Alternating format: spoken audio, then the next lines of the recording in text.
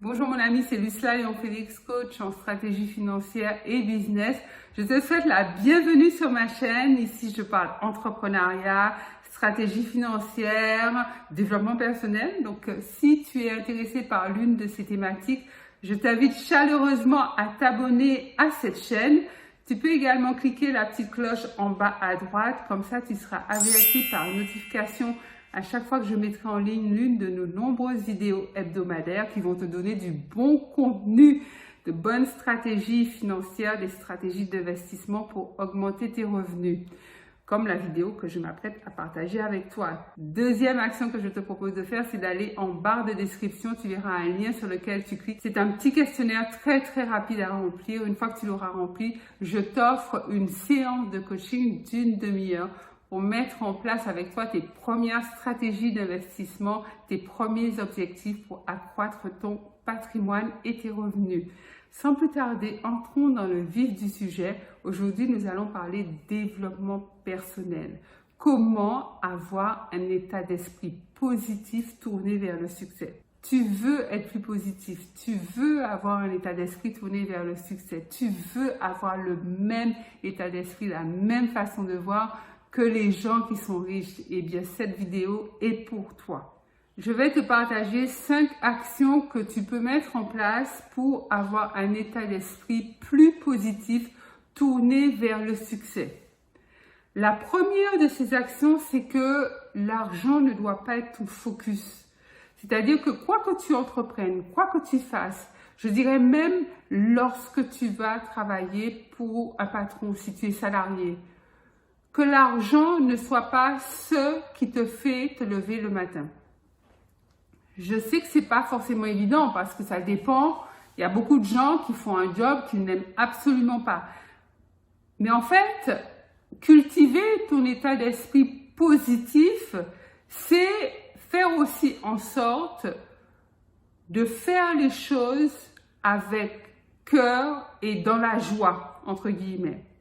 Ça veut dire que si tu fais les choses en termes de business, si chacune de tes actions, si tout ce que tu entreprends, c'est l'argent, ton moteur, ça sera compliqué que tu aies un état d'esprit positif. Pourquoi? Parce que l'argent n'est absolument pas une source de motivation fiable, ni pérenne, à vrai dire. L'argent, c'est quelque chose qui va te booster, mais sur un temps très limité, en fait. C'est la raison pour laquelle, si tu gagnes 10 000 euros, d'un seul coup, là, on te donne 10 000 euros, c'est génial. C'est génial. Tu vas être content. Mais à vrai dire, c'est pas le fait d'avoir 10 000 euros qui va changer ta vie. C'est ce que tu feras de ces 10 000 euros qui peut changer ta vie. Tu vois ce que je veux te dire? En fait, ton moteur, c'est pas l'argent. Ton moteur, c'est ce que tu peux faire avec l'argent. C'est différent. Si tu mets en place, je veux dire, un business en ligne, par exemple, et que tu te dis, bien, avec ces revenus complémentaires, je vais pouvoir devenir millionnaire. Ben, la motivation, ça fera comme un soufflet raté, en fait. Parce que, ok, tu vas devenir millionnaire, and so what? Tandis que si tu te dis, ok, j'accrois mes revenus, je mets en place cette formation en ligne, ce business en ligne, et j'ai pour objectif que ça me rapporte 100 000 euros dans l'année, et avec ça, je m'offre un voyage autour du monde. Tu vois, le voyage autour du monde, là, c'est ça qui va te tirer du lit le matin. C'est ça qui va te booster. Parce que quand tu vas t'imaginer, je ne sais pas moi, sur ton yacht ou dans ton avion ou en train de visiter des pays aussi différents les uns des autres, c'est ça qui va te booster et pas du tout les 100 000 euros. L'argent, c'est un moyen. C'est les expériences qu'on fait grâce à l'argent qui nous boostent et qui accroissent notre niveau de bonheur. Donc moi, le conseil que je te donne pour avoir ce mindset, cet état d'esprit tourné vers le succès, c'est de focuser sur tes objectifs de vie en fait. Qu'est-ce qui fait tes yeux briller? Qu'est-ce qui fait ton cœur battre la chamade? Qu'est-ce qui te fait rêver pendant des heures et des heures? Tu vois, c'est ce vers quoi tu dois tendre et pas l'argent. Deuxième action que tu peux mettre en place, c'est de bannir certains mots et notamment le mot impossible. Le mot impossible, le mot essayer, le mot peut-être, le mot problème. Tu vois, tous ces mots, tu sens bien que ces mots-là en eux-mêmes, ils sont super lourds, quoi. Ils génèrent des freins, des limites, des blocages.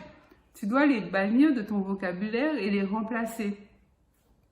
On n'est pas obligé d'utiliser le mot mais. Par exemple, tu sais, quand on dit aux enfants, ah, c'est super, tu as eu une super note en maths, mais, eh ben, le mot mais va venir casser, voire même annuler ce que tu as dit précédemment. C'est dommage parce que c'était un compliment.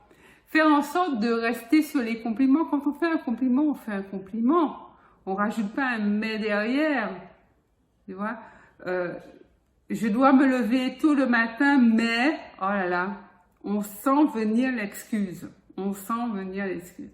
Je dois me lever tôt le matin, mais c'est difficile. Je dois me lever tôt le matin, mais c'est compliqué. Je dois me lever tôt le matin, mais je suis fatiguée. Enfin bref, tu vois ce que je veux te dire?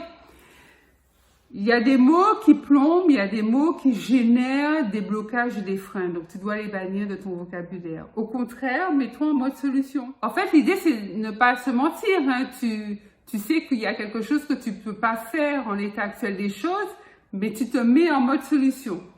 Ok, donc j'aimerais bien faire ça, mais comment je peux faire pour y arriver? J'aimerais bien faire ça, mais qu'est-ce que je peux mettre en place pour décanter la situation? Tu vois, c'est te poser des questions, mais en mode solution et pas en mode blocage, je peux pas.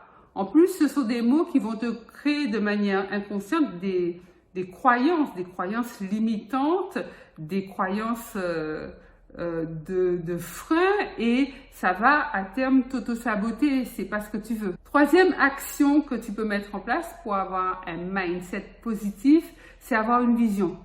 On en parlait plus ou moins dans l'action numéro 1, qui est de ne pas se laisser obnubiler par l'argent. Quand tu as une vision, et plus ta vision est grande, plus, en fait, ton mindset va s'ouvrir et va se tourner vers ce qui est positif et vers ce qui est possible et vers une vie au-delà de ce que tu vis actuellement. Mais tu seras dans la perspective, en fait. Et ça, c'est super important. Avoir une vision à 5 ans, ça t'ouvre des perspectives. Avoir une vision à 10 ans, c'est encore plus grand parce que forcément, lorsque tu as une vision à 5, 10 ans, ça peut pas être une petite vision. Donc, réfléchis. Dis-moi en commentaire, comment tu te vois dans 5 ans? Comment tu te vois dans 10 ans? À quelle vie tu aspires? Comment tu te vois? De qui es-tu entouré? Qu'est-ce que tu fais? Ce sont des questions que tu peux te poser. Et je t'invite à partager en commentaire. Quatrième action que tu peux mettre en place pour avoir un mindset tourné vers le succès, c'est de bannir de ton vocabulaire le mot échec. L'échec en soi n'existe pas. Dans la vie, nous sommes tous en processus d'apprentissage. Ça veut dire que l'échec en soi n'existe pas. Il y a des leçons à tirer de ce que nous faisons et qui ne marche pas, ou du moins qui ne marche pas comme nous voulons. Mais tout ce qui se passe dans nos vies respectives a sa place. Tout ce qui arrive, que ce soit des succès ou que ce soit des choses à refaire, bien, ça a sa place. Ça vient nous apprendre quelque chose, soit que nous sommes sur la bonne route, ou soit que le plan doit être revu, qu'il faut changer de route, prendre à gauche, prendre à droite. Enfin, c'est ça qui est intéressant. Si tu bannis de ton vocabulaire le mot échec, si tu bannis de ton esprit la notion d'échec, tu verras que ça va t'ouvrir des perspectives d'apprentissage en fait. Quand quelque chose ne fonctionne pas comme tu veux, il faut en tirer une leçon. Il faut savoir comment tu réajustes le plan, comment tu reprends le fil, comment tu rebondis, comment tu te relèves et tu continues d'avancer. Nelson Mandela disait que je n'échoue jamais. Soit je réussis, soit j'apprends. En fait, c'est très vrai. Et ça résume tout ce que je viens de te dire. Cinquième action que tu peux mettre en place et que je te conseille vraiment de mettre en place, c'est de continuer à te former. C'est une notion que tu retrouveras beaucoup dans mes vidéos parce que je prône l'apprentissage permanent. Oui. Alors, ceux qui brûlent leurs cahiers, leurs livres, leurs bouquins, etc., dès qu'ils ont obtenu leur diplôme, c'est bullshit, c'est n'importe quoi. Hein. Franchement, on n'a jamais fini d'apprendre, on n'a jamais fini de se former, de lire, d'entreprendre, d'acquérir des connaissances, c'est super important. Et c'est ça qui t'aiguise dans le domaine dans lequel tu veux exceller.